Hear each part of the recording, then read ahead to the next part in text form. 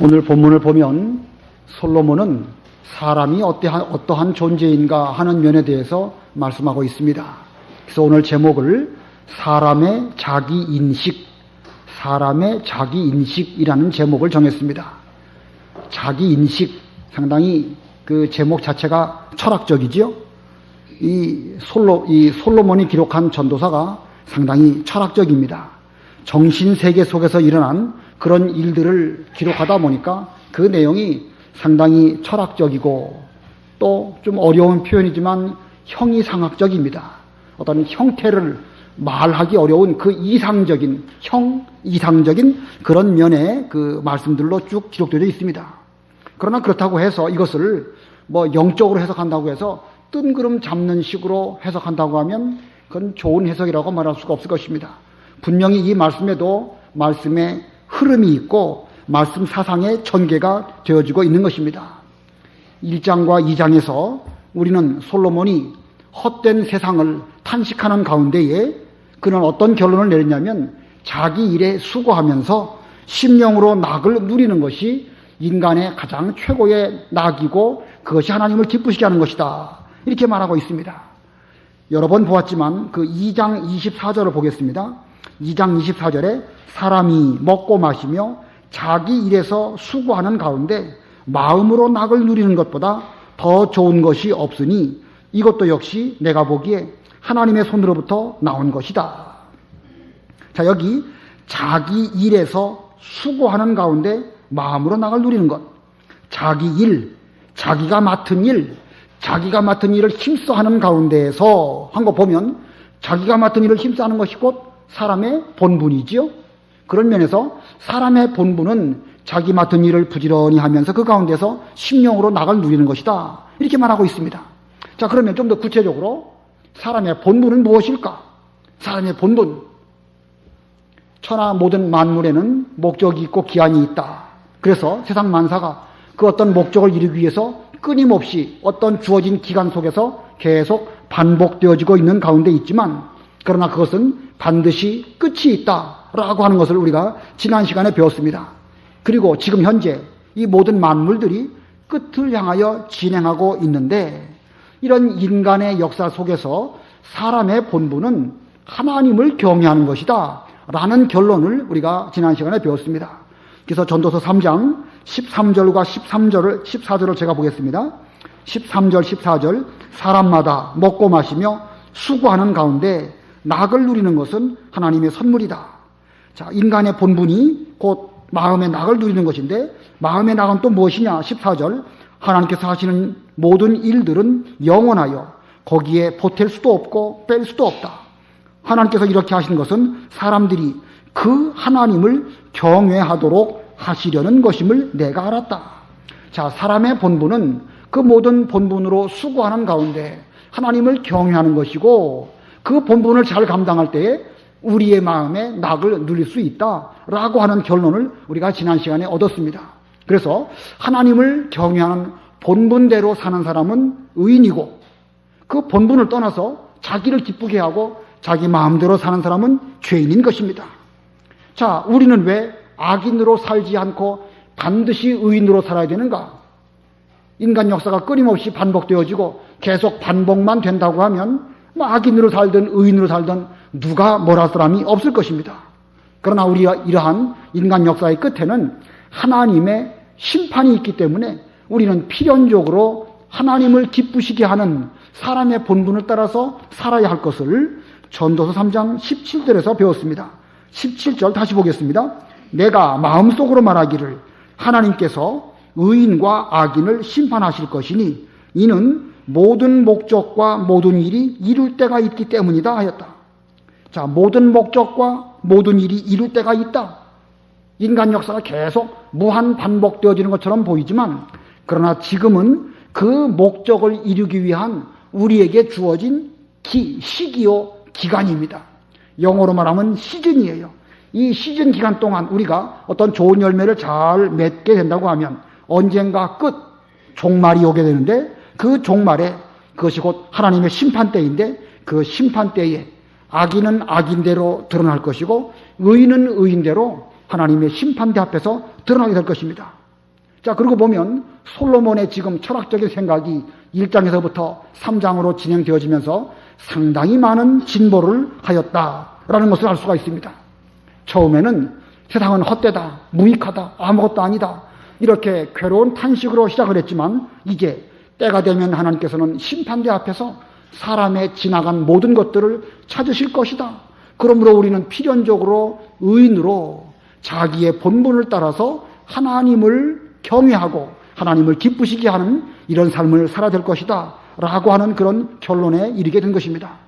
자, 솔로몬의 생각이 여기까지 이르게 되었는데 오늘 본문에서는 그러면 이와 같은 삶을 살아야 되는 인간은 우리 자신은 누구인가? 자기 자신은 누구인가? 그리고 지금 우리는 어디를 향하여 가고 있는가? 그리고 그 마지막에는 어떻게 하나님의 심판대 앞에 우리가 서게 될 것인가? 이것을 논하고 있습니다. 자, 이것을 우리는 사람의 자기인식이라고 제가 표현을 했습니다.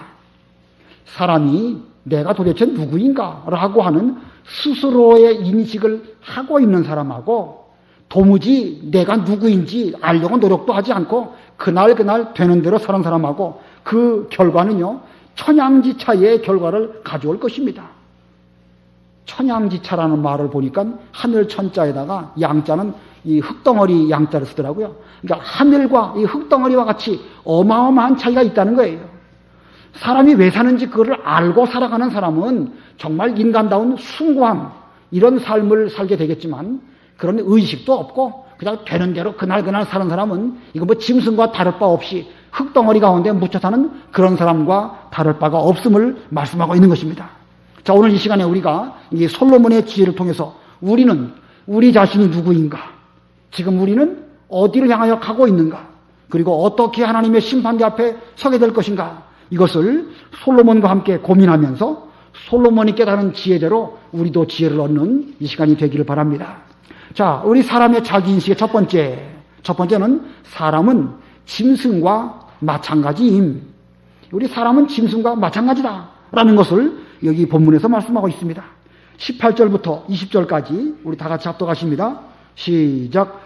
내가 사람의 일에 관하여 마음속으로 말하기를 하나님께서 사람을 시험하셔서 사람도 짐승과 마찬가지라는 것을 깨닫게 하신다 하였으며 사람에게 닥치는 일과 짐승에게 닥치는 일이 똑같다. 하나가 죽는 것처럼 다른 것도 죽으니 모두가 같은 호흡을 가졌다. 사람이 짐승보다 나은 것이 없으니 모든 것이 헛되다. 모두가 한 곳으로 가니 흙에서 나와 흙으로 돌아간다. 자, 이 솔로몬이 사람의 자기 인식에 있어서 사람은 짐승과 마찬가지다 라고 하는 사실에서부터 지금 출발하고 있습니다. 이 사람이 살아가는 것이나 짐승이 또 살다가 죽는 것이나 다 똑같다는 것입니다.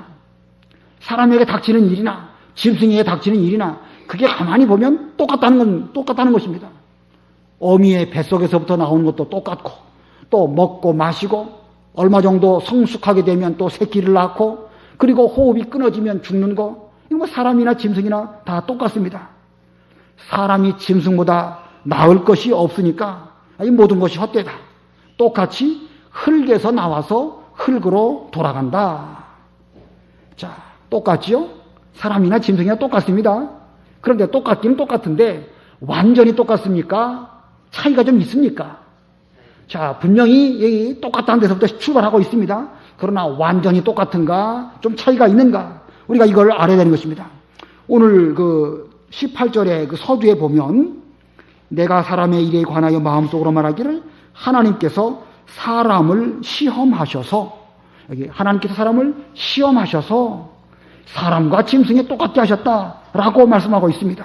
자, 이 말씀은 우리 겉으로 언뜻 보기에는 사람과 짐승은 분명히 똑같은 면이 있습니다. 자, 마찬가지인 것은 마찬가지지만 그 면만 본다고 하면 하나님께서 우리 사람을 시험하는 그 시험에 대해서 우리는 불합격이에요. 똑같다. 인생은 똑같다라고 생각하면 그 사람은 불합격입니다. 자, 어떤 사람들이 사람과 짐승이 똑같다라고 보는가? 세상에는 의외로 사람이 짐승과 똑같다라고 말하는 사람들이 아주 많습니다. 어떤 부류의 사람들이 사람과 짐승을 똑같다고 보는가? 세 가지를 설명을 드리면 그중에 첫 번째는 하나님을 인정하지 않는 사람들이 그렇게 말합니다. 하나님을 인정하지 않는 사람들, 다시 말하면 무신론자들입니다. 무신론자들. 자, 사람들 중에는 철학적으로 스스로 공부를 많이 하고 똑똑하다라고 하는 그런 사람들이 사람이나 짐승이나 마찬가지다, 이렇게 말을 합니다. 그 중에 사람들은 홀홀 날아다니는 새가 우리보다 낫다, 오히려 부럽다, 이렇게 생각하는 사람도 있고, 아무 근심 걱정 없이 하루 종일 늘어져 자고 있는 개를 보면서 뭐라고 말하지요? 개팔자가 상팔자다라고 말하면서 우리 인간의 괴로운 멍에 이걸 힘들어하면서 차라리 죽어버리기 낫지 않겠는가, 차라리 개처럼 사는 게 낫지 않겠는가, 이렇게 생각하는 사람들이 의외로 많다는 것입니다. 왜냐하면 그들은 하나님을 모르기 때문에 차라리 새처럼 아무 근심 걱정 없이 살면서 차라리 개처럼 그냥 그렇게 사는 것이 낫지 않을까, 이렇게 보는 사람들이 있는데, 그들은 하나님을 인정하지 않는 무신론자들이 그렇게 하는 거예요. 또 사람과 짐승이 마찬가지다 라고만 생각하는 사람들은 어떤 사람들이냐면 유물론자들입니다. 유물론자. 유자는 오직 유자예요. 물은 물질이란 말이에요. 오직 물질만이 세상에는 있을 뿐이다. 힘도 없고 정신도 없고 영적인 것도 없고 형이상학도 없고 오직 세상은 물질로만 구성되어져 있다, 이렇게 말하는 사람들이 유물론자들이죠. 그래서 인간 사회를 유물론적인 관점에서 보면 궁극적으로는 공산주의 사회가 되어져야 최고로 발달된 사회가 된다라는 엉뚱한 결론을 낸 사람도 있습니다. 그래서 그런 사람들은 공산주의 사회가 궁극적으로 인간의 최종적인 그런 사회다라고 말을 합니다. 인간 사회를 그렇게 보는 것이고, 또 이 자연 만물들, 생물학적으로 이 유물주의자들은 진화론을 주장합니다. 그래서 최초의 어떤 물질이 있었는데 그 물질에 무슨 질소가 어떻게 되고 화학적으로 어떻게 작용하고 거기에서부터 생명체가 우연하게 태어나게 됐을 것이다. 그리고 그 생명체가 어떤 자연적인 환경을 잘 만나가지고 어떤 시기에 이게 또 다른 면으로 돌연변이를 일으키고 이렇게 해가지고 아메바가 뭐가 되고 해서 사람이라고 하는 도둑동물이 나왔다, 이렇게 생각하는 사람들, 다 이 유물주의자들입니다. 그들은, 그런 사상에 바탕한 사람들은요, 도무지 하나님을 알지도 못하고 사람이나 짐승이나 똑같다, 이렇게 말하는 것입니다. 자, 이들은 인간 자체를 물질로만 구성된 존재로 생각하는 것입니다. 그래서 인간은 짐승과 완전히 똑같고 심지어 이 짐승이 진화해서 인간이 되었다, 이런 사상을 가지고 있는데, 이와 같은 사상을 갖고 있는 사람들은 머릿속 사상만 그런 것이 아니라 그들은요, 행동도 짐승처럼 합니다. 그래서 공산주의자들의 그 슬로건이 뭐죠? 프롤레타리아 혁명이에요. 이 가난한 사람들이 혁명을 일으켜가지고 세상을 뒤집어서 뭔가 무력으로 해야 빨리 공산사회가 오게 된다. 공산사회가 가장 좋은 사회인데 그 사회를 빨리 만들기 위해서는 무력으로 봉기를 해서 세상을 전복하고 그리고 살기 좋은 지상천국을 만들자. 생각이 그러니까 행동도 그런 식으로 하는 것입니다. 자, 또 이 유물주의에 빠져있는 진화론자들은 사람의 정신을 분석할 때에 짐승들이 어떻게 행동하는가, 짐승의 행동을 보고서 사람도 이럴 것이다 라고 추측합니다. 상당히 과학적인 것처럼 보이기도 하고 부분적으로 맞는 면이 있기는 있죠. 그러나 그 인간의 영적인 면이라든가 하나님을 추구하는 그런 면에 대해서는 그들은 도무지 생각이 거기에 미치지 못하고 짐승을 보면서 인간의 정신을 연구하는 이런 차원에 머무는 자들이 바로 이 유물론자들입니다. 자, 그런데 이렇게 무신론자들이나 유물주의자들만 있으면 다행인데, 이 사람과 짐승이 똑같다고 보는 그런 관점이 신앙적으로도 들어왔어요. 그래서 세 번째, 사람과 짐승을 똑같이 보는 이런 사람들은 세 번째로 자유주의 신학자들입니다. 이런 신학이 여기 들어왔어요. 그래서 성경을 하나님의 존재나 영적인 어떤 신령한 것이나 죄 문제나 예수님의 십자가의 대속이라든가 구원받은 것이라든가 부활과 승천이라든가 이런 것들은 전혀 부인합니다. 그들은 이 성경을 볼 때에 신령한 것을 전혀 인정하지 않습니다. 지금부터 2000년 전 예수 그리스도라고 하는 나사렛의 한 청년이 예루살렘에 가가지고 숭고하게 도덕적으로 깨끗하게 살다가 십자가에 못 박혀서 로마의 최고의 형벌을 받아서 죽었다. 참 그 사람의 삶은 가치 있고 도덕적으로 본받을 만하다, 이렇게 생각을 합니다. 그러나 예수님의 십자가의 보혈을 믿을 때에 우리의 죄사함을 받고 죄 씻음을 받으며 우리는 이제 그 예수님을 믿는 믿음 안에서 당당하게 하나님께 나아간다. 이런 영적인 진리는 그들은 생각도 하지 않고 가르치지도 않고 그런 면에 대해서는 노력도 하지 않는 것입니다. 이런 이 자유주의 신학자들은 이 영적 의미는 부인하고 예수님께서는 단순히 도덕적으로 육신적으로 깨끗하니까 우리도 그분의 윤리 도덕을 본받아야 된다. 이게 그 자유주의 신학자들의 설교의 일부 대부분의 노력들입니다. 십자가를 통한 구원, 또 예수님의 재림과 부활, 동정녀 탄생, 또는 뭐 그 외의 여러 가지 기적들, 이런 것들은 그들은 도무지 인정하지 않고 그런 것들은 성경에 단지 우리에게 윤리 도덕을 잘 가르치기 위해서 필요하기 때문에 기록된 하나의 예화, 신화, 이런 정도로 보는 거예요. 그러니까 그런 사람들은 어떤 영적인 힘이 없어요. 간절한 기도 그들은 안 합니다. 뭐 간절히 기도할 필요가 뭐 있어요? 윤리 도덕을 지키는 것인데 뭐 하나님께 기도해가지고 죄를 회개하고 용서를 받고 새 힘을 얻고 이런 건 그들은 전혀 기대할 수 없습니다. 그죠? 바른 생활책을 보듯이 성경을 보는 그런 사람들이니까 그들은 성경을 윤리 도덕으로만 생각하는 것입니다. 자, 이런 사람들은 사람과 짐승이 마찬가지다라고 하는 거기에만 머물러 있기 때문에 하나님께서 사람들을 시험하시기 위해서 이와 같은 사실을 주셨음에도 불구하고 그걸 받아들이지 않기 때문에 결국은 그 시험에 불합격한 사람들이 된 것입니다.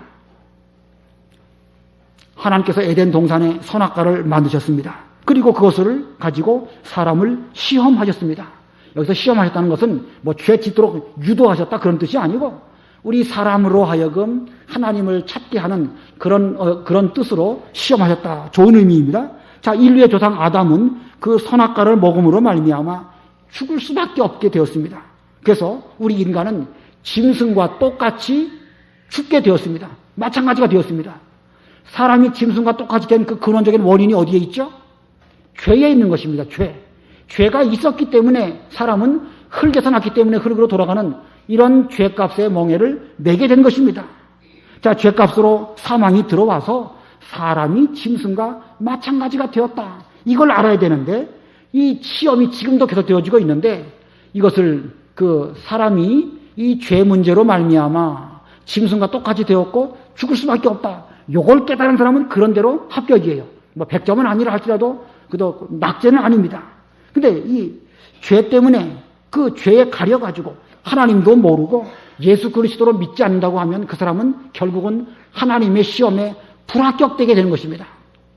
자, 아담 하와가 선악과를 따먹은 거, 그것은 뭐 어떤 면에서 보면 긴 면으로 볼 때에 하나님의 섭리를 이루어서 우리도 하여금 궁극적으로 하나의 피조물로 살지 아니하고 하나님의 아들로 살게 하시기 위한 그런 방편입니다. 현재 우리는 그런 시험을 받고 있는 거예요. 그런데 여기서 예수님을 믿으면 하나님의 아들이 되는 이런 존귀한 자가 되지만 믿지 않고 죄에 가려가지고 하나님도 알지 못하고 그냥 짐승처럼 살다가 짐승처럼 죽는다? 그 사람은 정말로 이 시험에 불합격하게 되는 것입니다. 그래서 이 성경은 이러한 오묘한 진리를 깨닫지 못하면 우리 사람은 멸망하는 짐승과 같다. 짐승과 똑같다라고 하는 말씀을 여러 군데에서 말씀하고 있습니다. 시간이 없지만 우리 몇 군데 성경을 좀 찾아보겠습니다. 시편 49편 12절 한번 읽어보세요. 시편 49편 12절.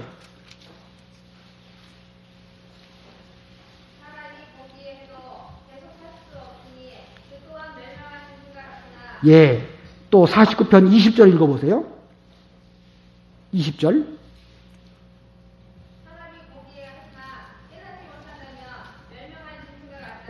예, 하나님이 계시고 또 하나님으로 말미암아 우리가 존재하는데 이것이 참 고귀한 것이지만 깨닫지 못하면 멸망하는 짐승과 같다. 이게 지식이 없으니까 멸망하는 거예요. 또 보겠습니다. 베드로후서 2장 12절. 베드로후서 2장 12절.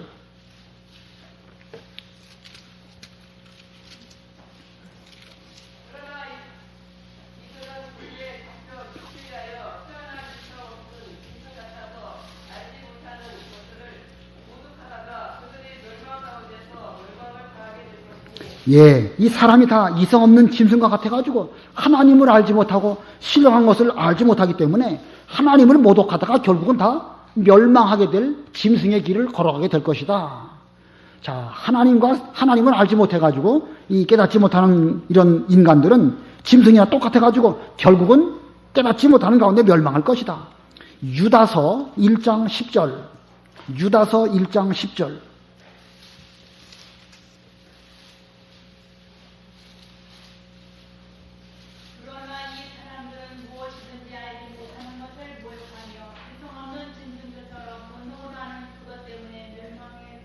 예, 이성 없는 짐승들처럼 본능으로 하는 그것 때문에 본능적으로만 하는 게 눈에 보이면 있구나, 안 보이면 없구나, 하나님이 눈에 보이시지 않으니까 하나님은 안 계시다, 이렇게 이성 없는 짐승처럼 생각하다가 결국은 그것 때문에 멸망하게 될 것이다. 성경은 여러 군데 이렇게 인간의 어느 신령한 면을 부정하는 이런 인간들은 결국은 그 미련한 것 때문에 하나님을 알지도 못하고 찾지도 못하고 섬기지도 못하다가 결국 망할 것을 말씀하고 있는 것입니다.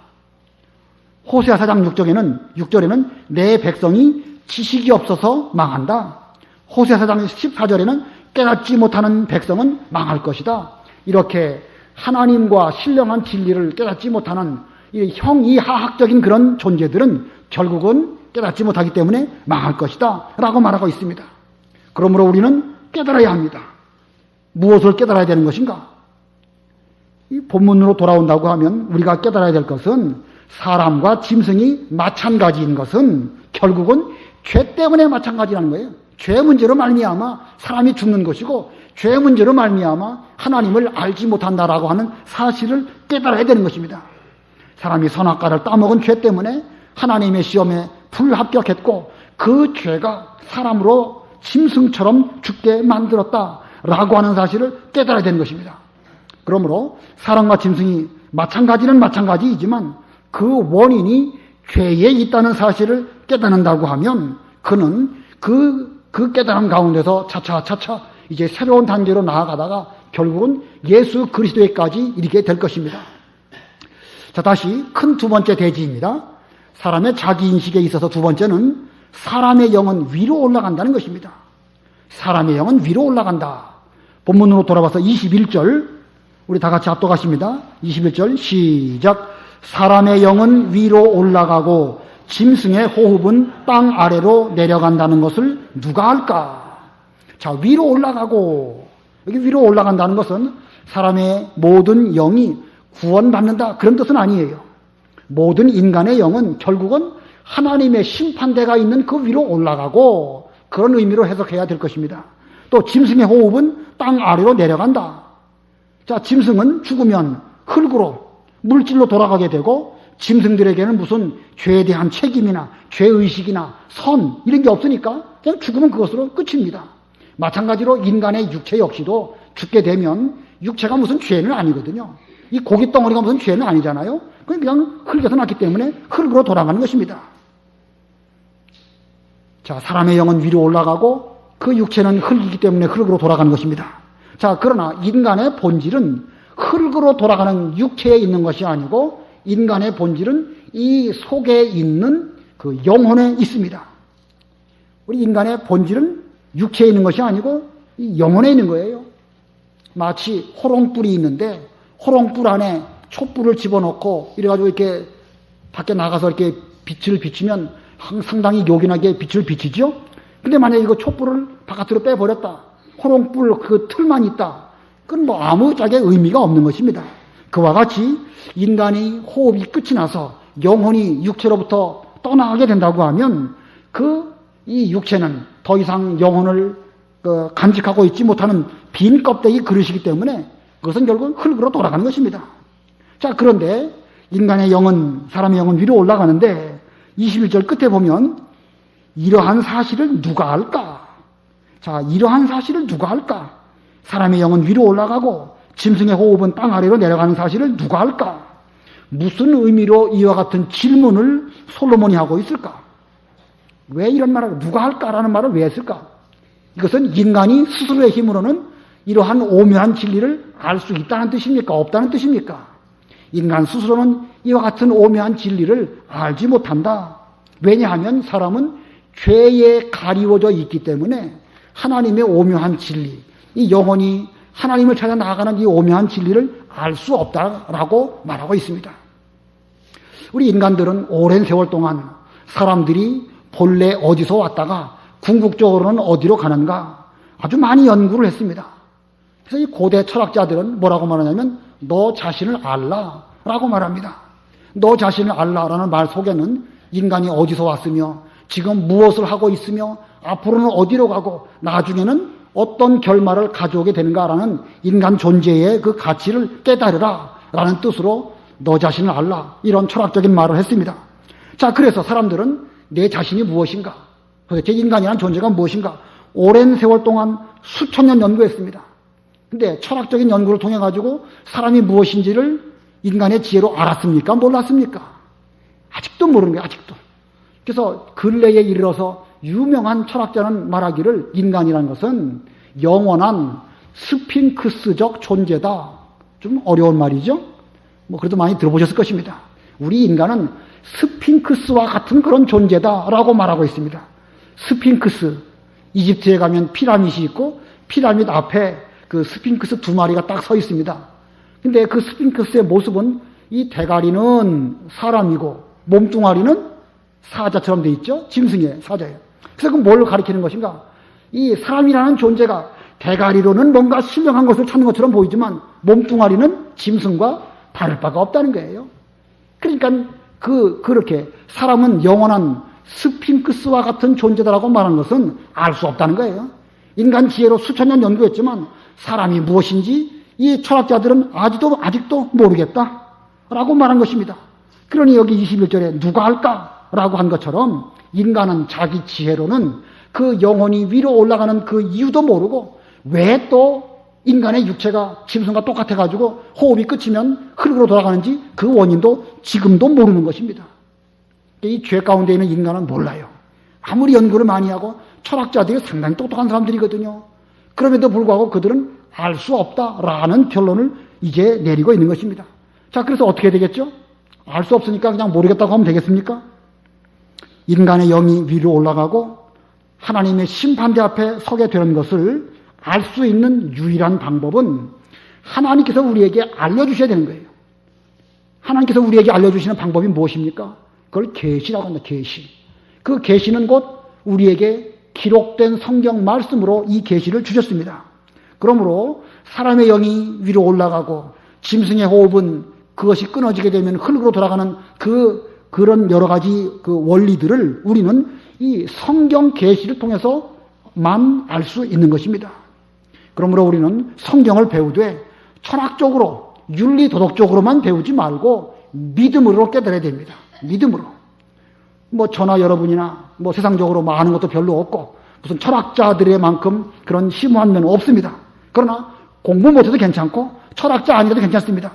우리에게 믿음이 있어서 믿음을 가지고 이 성경을 보면서 이 성경을 통하여 의롭게 되고 예수 그리스도를 발견하고 신령한 도리를 깨달은다고 하면 우리가 그 어떤 철학자보다 훨씬 더 훌륭하고 요긴한 인간의 도리를 스스로 인식한 이런 사람이 될 수 있는 것입니다. 여러분 모두는 이미 믿음을 가지고 있으시기 때문에 그 믿음을 가지고 이 성경을 봄으로 철학자들이 깨닫지 못했던 최고의 진리, 최고의 그 윤리를 깨닫고 세상에서도 우리는 더욱 거룩한 삶을 살아야 될 것이고 우리의 영이 위로 올라갔을 때에도 하나님 아버지 앞에 하나님을 경외하는 사랑의 본분을 잘 감당하는 그런 우리 모두들이 되어야 될 것입니다. 그 다음에 세 번째로 사람의 자기인식의 세 번째는 자기 본분대로 행한 것을 하나님 앞에 보여주게 된다는 것입니다. 이 땅에 사는 동안에 자기 본분을 따라서 여러 가지 수고를 많이 하고 그렇게 하나님을 경외하는 낙을 잘 누리다가 그것을 이제 마지막에 하나님 앞에서 심판대 앞에서 보여주게 될 때가 있다라는 사실을 솔로몬이 여기 22절에서 말하고 있습니다. 본문 22절 다 같이 합독하십니다. 시작. 그러므로 내가 보기에 사람이 자기 일에 즐거워하는 것보다 나은 것이 없으니 이것이 그의 몫이기 때문이다. 그의 나중에 될 일을 보여주려고 누가 그를 데리고 올까? 자, 여기 좀 어려운 것인데, 그러므로 내가 보기에, 솔로몬이 보기에 사람이 자기 일에 즐거워하는 것보다 나은 것이 없으니, 자, 사람이 자기 일에 즐거워하는 것보다 나은 것이 없다. 이 부분에 대해서는 아까 서두에서 약간 설명을 드렸습니다. 사람이 자기 일, 나의 본분, 그 일을 잘 감당함으로 하나님을 경외하는 것, 그 하나님을 경외하는 것으로 말미암아 즐거워하는 것, 그것보다 더 나은 것이 없다, 이런 뜻이에요. 제 말씀이 잘 이해가 되십니까?